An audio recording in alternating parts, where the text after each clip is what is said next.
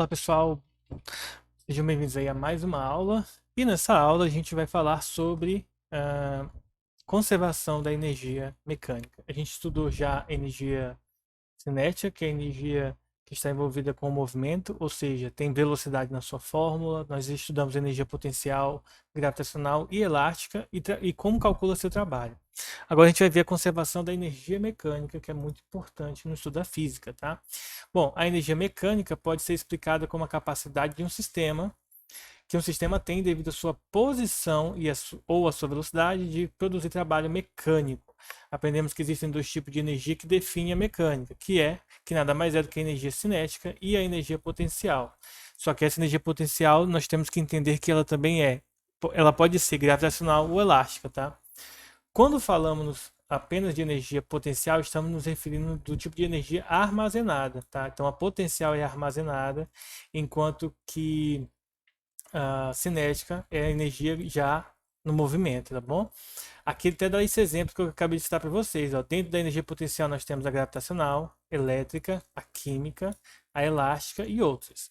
De certa forma, a energia mecânica de um corpo pode ser definida como a soma de suas energias cinéticas e sua energia potencial, que é o que a gente estudou anteriormente e fez até questões sobre ela. Então, nós temos vários casos aqui em que energia mecânica se converte em outros tipos de energia ou o contrário. Primeiro caso, em uma usina eólica, a energia mecânica é convertida em elétrica. Em um motor elétrico de um carro, tá, por exemplo, ou mesmo a combustão interna, a energia elétrica ou química é convertida em energia mecânica, que faz o inverso, tá? No caso da usina, ela transforma o movimento, a energia do movimento em energia elétrica, e no caso do automóvel, ele transforma a energia de alguma outra forma em energia mecânica, ou seja, energia para o movimento. Bom, então o conceito mais geral é esse. Vamos entender o seguinte, ó, vamos pegar esse exemplo aqui. Ó. Um bloco colocado em uma canaleta lisa é solto do repouso do ponto A. Então ele vai deslizar até chegar aqui num ponto C, tá? Que tem uma determinada altura H. Bom, nesses pontos aqui, o livro destaca para a gente algumas posições, tá? Para a gente poder verificar aqui a energia potencial e a energia cinética, que ambas são energia mecânica, tá? Juntas, na verdade. Então, por exemplo, no ponto mais alto, em que ele está em repouso ainda, a energia cinética é zero, porque ela é energia que depende da velocidade. Lembre-se, energia cinética é massa velocidade ao quadrado dividido por 2. E energia potencial gravitacional, tá? Nesse caso aqui, é massa, gravidade e altura. Essa depende da velocidade, essa depende da altura. Apesar de massa aparecer em ambos, a massa permanece fixa, tá? E a gravidade permanece fixa também. Então, a variável mesmo é velocidade e altura.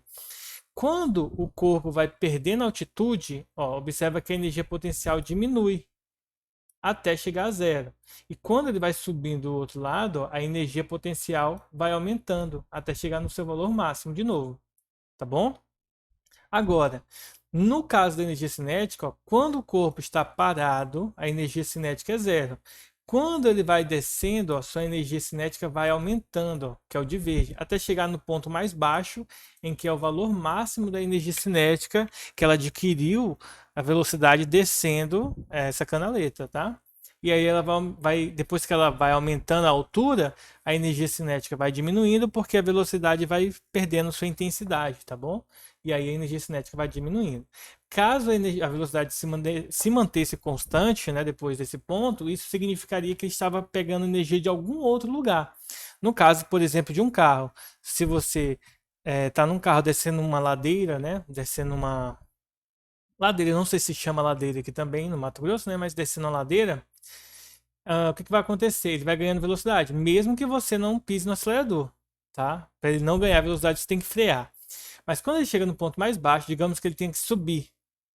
Para ele subir, ele vai ter que, ele teoricamente quer manter sua velocidade. Então o que ele faz? Ele acelera. Então ele pega não a energia potencial mais, igual aqui, ó, acontece aqui que a energia potencial e a energia cinética, uma vai liberando energia para a outra, vai trocando de posição as energias, tá? Vai sendo transformada. No caso do automóvel, ele pega a energia da combustão para poder converter em energia mecânica, tá? Energia cinética, tá? Então, aqui é a explicação. E aqui embaixo vai ter uma coisa interessante pra gente, tá? Isso aqui é a explicação do que eu já expliquei lá em cima. Bom, as forças que atuam no bloco, se desprezarmos qualquer forma de atrito, inclusive a resistência do ar, então vai sobrar somente a força peso e a força normal. A força peso é aquela que sempre aponta para baixo, tá? E a força normal é aquela que sempre aponta para cima do objeto, igual está sendo referenciado aqui, tá? Normal e peso. Desse modo, a única força responsável pelas transformações da energia do bloco é a força peso, que é uma força conservativa. Ela permanece constante aí, independentemente da posição. Ao se deslocar do ponto A para o ponto B, o bloco tem sua energia potencial gravitacional transformada totalmente em energia cinética, devido ao trabalho positivo realizado pelo peso, tá? Então, o trabalho faz com que a energia potencial seja transformada em energia cinética até aqui.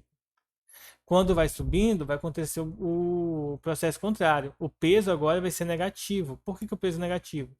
Porque o peso vai estar puxando o bloco para baixo. Ou seja, ele vai ter sinal contrário do movimento. Então, se ele é negativo, o trabalho é negativo. Se o trabalho é negativo, a energia cinética está sendo transformada em energia potencial. Por isso que ela vai aumentar novamente aqui a energia potencial gravitacional. Tá? Bom, em termos matemáticos, a conservação da energia ela vai se resumir nessa expressão aqui. Ó. A variação da energia cinética tem que ser igual a menos a variação da energia potencial gravitacional. Que, na verdade, isso aí é o trabalho da energia cinética tem que ser igual ao trabalho da energia potencial gravitacional. E ele diz para a gente que o sinal negativo significa que as variações são opostas, né? Quando uma aumenta, a outra diminui. E isso fica óbvio aqui nesse desenho, né? Quando a gravitacional vai diminuindo, a cinética vai aumentando e vice-versa. Bom, se a gente pegar as variações e resumir elas como sendo valor final menos inicial em ambos os lados, entre parênteses aqui porque tem esse sinal aqui fora, tá? Então, a gente pode resumir da seguinte maneira, que é o que a gente vai estar utilizando, a energia cinética inicial mais energia cinética mais energia potencial gravitacional é igual a energia cinética final e energia cinética e potencial final, tá? Então esse aqui é o inicial e esse aqui é o final. Então, resumindo a história, a conservação da energia vai dizer pra gente o quê? Que as energias permanecem constantes. Por isso que tem o nome. Meu Deus, eu acabei de falar. Conservação de energia, né? Porque ela vai permanecer conservada. Bom, essa equação corresponde ao princípio da conservação de energia mecânica, que pode ser expresso da seguinte maneira: a energia mecânica de um corpo ou de um sistema é a soma de sua energia cinética e de sua energia potencial e permanece constante somente se as forças forem conservativas. Então, quando elas realizarem trabalho sobre eles, a energia mecânica vai permanecer constante, ou seja, a energia cinética vai liberar a energia para a energia potencial e depois a energia potencial libera a energia para a cinética. Então, ela permanece constante aí em todo o processo, tá? Vamos para os exercícios para a gente entender como que faz, né? Como que a gente vai resolver os problemas com ele. A primeira questão nós temos o seguinte, ó, um gato precisa escalar um muro de 3 metros de altura e retornar à sua casa. Para isso, ele dobra as patas com o objetivo de conseguir o maior impulso possível. Considere que ele toque no muro a 2 metros de altura para, com um novo impulso, chegar a seu objetivo. Após pular para o outro lado, qual seria sua velocidade ao tocar o solo? Ou seja, a gente vai considerar agora que ele está em cima do muro e vai pular para o outro lado, tá? E vai descer. Então a gente tem que lembrar aqui o seguinte, ó, que a energia potencial gravitacional tem que ser igual à energia cinética, tá? Para isso acontecer. Ou seja, a massa, a gravidade e a altura precisam ser iguais à massa, velocidade ao quadrado dividido por 2. Percebam que a grandeza massa aparece dos dois lados, eu posso simplificar. A gravidade, a gente adota ela como sendo 10, então fica 10 vezes a altura, que nesse caso a altura do muro é 3 metros, né? A altura vale 3 metros, e desse lado, velocidade ao quadrado, velocidade é o que eu quero determinar, dividido por 2, tá bom? Multiplicando esses dois, vamos fazer aqui em cima, eu posso concluir que a velocidade ao quadrado dividido por 2 é igual a 30, e multiplicando cruzado, a velocidade ao quadrado é igual a 60. Logo, velocidade, se eu pegar aqui, opa, não é isso que eu quero Cancelar. É só esse aqui que eu queria cancelar, mas eu vou apagar antes que eu faça a merda. Então vamos lá. Então a velocidade não tem esse quadrado aqui de novo, eu ia fazer o quadrado, né? Tomara que eu lembre de não fazer o quadrado. Então é velocidade igual a raiz quadrada de 60, tá? No caso 60, pessoal, é a mesma coisa que 4 vezes 15, tá? 4 vezes 15. Então, o 4 tem raiz quadrada exata, então eu posso dizer que a velocidade vai ser 2 vezes a raiz de 15, tá? Metros por segundo, porque tá tudo no modelo padrão, né? A altura está em metros, então, modelo padrão. E a gravidade está em 10 metros por segundo ao quadrado, então a gente não muda. Essa é a velocidade do gato ao tocar o solo do outro lado. Vejam que a gente só utilizou a conservação de energia. A energia potencial permanece igual à energia cinética na hora do salto. Questão 14. Um garoto utiliza seu estilingue para lançar uma pedra de 50 gramas. O gráfico a seguir indica o comportamento da força no elástico e na deformação sofrida por ele. Então, isso aqui é uma questão que vai envolver energia potencial gravitacional. Vejam que ele dá a força para a gente aqui, ó, o eixo da força, e aqui é o eixo da deformação da mola, no caso do elástico. Ele fala que a deformação máxima foi de 30 centímetros aí. Para a gente resolver essa questão, a gente tem que terminar de ler ela primeiro, né? Que é o seguinte, ó, qual é a velocidade máxima adquirida por essa pedra no instante em que perde contato com o elástico? Bom, nesse caso vai ser a mesma regra da anterior, energia potencial igual a energia cinética.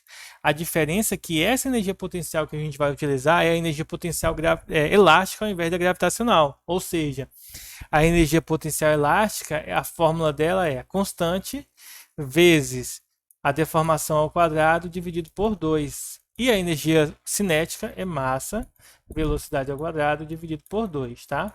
Aqui a gente vai poder cancelar aqui o denominador, porque ele é igual, ou seja, se eu passo 2 multiplicando para o outro lado, vai cortar de todo jeito. E aí, a gente tem que observar algumas informações dadas na questão. Por exemplo, a massa de 50 gramas. Então, aqui nós vamos usar 0,050 quilos, tá? Convertendo, é só dividir por 1000. Outra coisa, a gente estudou que a força elástica é igual a constante vezes x, tá? Então, a constante é a força dividido pelo valor do x, que é o valor da questão, né? O valor da questão. Então, eu precisaria primeiro encontrar o valor da constante k. Então, eu preciso primeiro encontrar o k. Ele não dá aqui, mas eu posso calcular dessa maneira.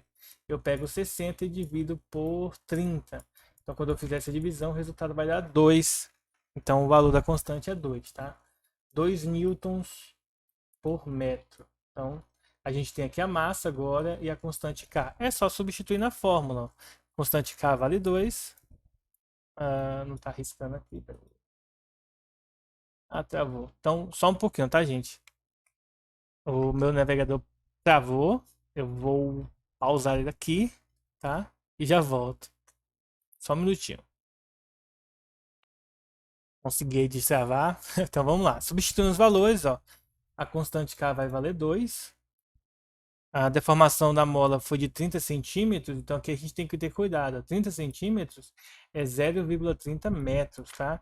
Então é interessante a gente colocar aqui em metros. Deixa eu apagar esse 3 aqui. E deixa eu escrever 0,3, tá? Então vai ficar 2 vezes 0,30, ou só 0,3 ao quadrado, tá? Igual a massa, que é de 50 gramas, 0,050 ou 0,05, vezes V ao quadrado, que é o que eu quero encontrar. Bom, agora é só eu fazer essa multiplicação, né? Primeiro potência, depois a multiplicação, mas eu já vou fazer direto, tá? 0,3 ao quadrado é 0,09, vezes 2 é 0,18, tá? Então vai ficar 0,18 igual a 0,05 vezes v ao quadrado. Fazendo agora aqui em cima, v ao quadrado vai ser igual a 0,18 dividido para 0,05. Aí, efetuando essa divisão, a gente poderia multiplicar por 100 para facilitar, mas como está gravado, então eu já vou fazer direto. A velocidade ao quadrado vai ser igual a 0, ou melhor, 0 não, a 3,6. Deixa eu apagar aqui. A velocidade ao quadrado 3,6. Aí a gente vai passar a raiz para o outro lado, tá? Então, passando a raiz para o outro lado, V vai ser igual a raiz quadrada de 3,6. E aí, se a gente fizer aqui na calculadora, por exemplo, deixa eu limpar aqui a minha.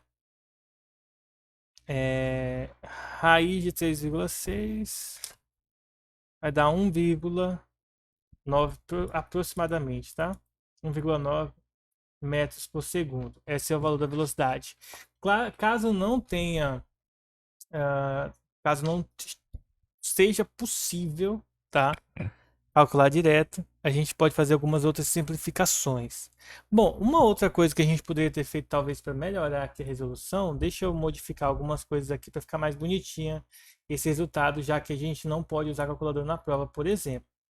Uma forma que a gente poderia ter feito é o seguinte, ó, já que eu quero encontrar a velocidade ao quadrado, eu vou passar tudo para o outro lado. Ou seja, eu posso pegar, passar a massa dividindo, então K, V ao quadrado vai ser K x quadrado sobre M.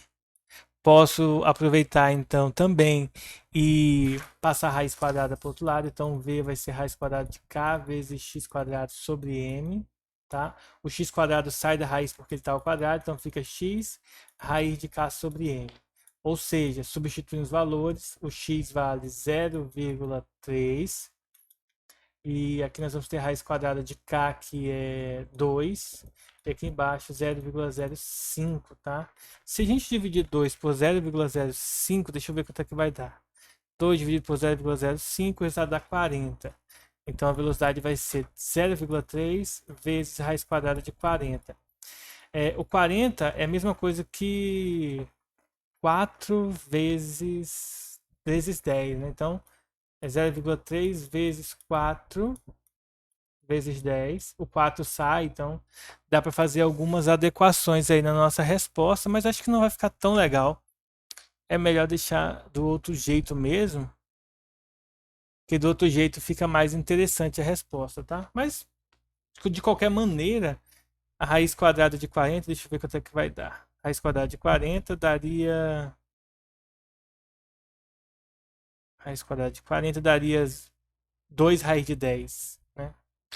2 raiz de 10 vezes esse carinha aqui. Então vai ficar 0,6 raiz de 10, tá? Não vai ficar uma resposta tão bonitinha, mas é isso aí, tá, gente? Não é aquela resposta bonitinha como a gente viu aqui, ó. Nem essa aqui também é bonitinha, né? Igual a gente vai ver aqui em cima. Cadê? Em algum lugar. Não tem nenhum lugar aqui que tem uma resposta bonitinha. Vai dar um número exato, né? Um número tranquilo de se olhar. Mas vamos para a próxima questão. Para brincar com um carro. Ah, só lembrando, é só você jogar na fórmula e calcular, tá? Para brincar com um carrinho de brinquedo movido a fricção, você deve afastar o carrinho pressionando suas rodas traseiras e soltar. E ao soltar, ele iniciará o movimento. Aí, blá blá blá, ele fala que o carrinho tem 100 gramas de massa e a velocidade dele é de 2 metros por segundo. Ele pede para a gente desprezar as forças de atrito e determinar a energia potencial elástica acumulada no sistema. Então, a gente tem a massa e nós temos a velocidade. Como que a gente faz para calcular a energia potencial? Novamente, a mesma forma. Energia potencial elástica igual a energia cinética. A elástica, eu não tenho nenhuma informação e é isso que eu quero encontrar. Mas a cinética eu tenho, ó, massa velocidade ao quadrado dividido por 2. Professor, posso usar essa fórmula aqui? Ó? Pode, mas não precisa, porque você quer calcular a própria energia potencial e não o valor de x, por exemplo, tá? E aí é só substituir os valores. A massa é 100 gramas. 100 gramas é a mesma coisa que 0,100 ou 0,1 quilos. E a velocidade, 2 metros por segundo ao quadrado, dividido por 2. Ou seja, 0,1 igual a 0,1 vezes 4 dividido por 2. Isso aqui vai dar 0,4 dividido por 2, que vai dar igual a 0,2 joules, tá? De energia, tá bom? E aí a gente finaliza aí essa questão, tá? Essa aqui foi bem mais simples do que as outras. Deu até um resultado mais bonitinho. E para finalizar nossa aula de hoje, vamos para a questão número 16. Um bloco de massa 1 kg foi lançado em uma rampa sem atrito por uma mola comprimida. Considerando a constante elástica dessa mola igual a 400, então a gente tem aqui, ó, a massa, nós temos a constante da mola, letra K, e nós temos a velocidade com que esse bloco passa pelo ponto A, 5 metros por segundo. Seria a velocidade inicial, tá? Aí letra A, ele pede a energia cinética do bloco no ponto C. Então, no ponto C, já que a gente quer calcular a energia cinética, é bem simples, ó. A energia cinética nada mais é do que massa velocidade ao quadrado dividido por 2, que é a mesma forma que a gente usou aqui, e na questão anterior. Aí é só substituir o valor da massa, que é 1 kg, o valor da velocidade que ele percorre, né, que é de 5 metros por segundo.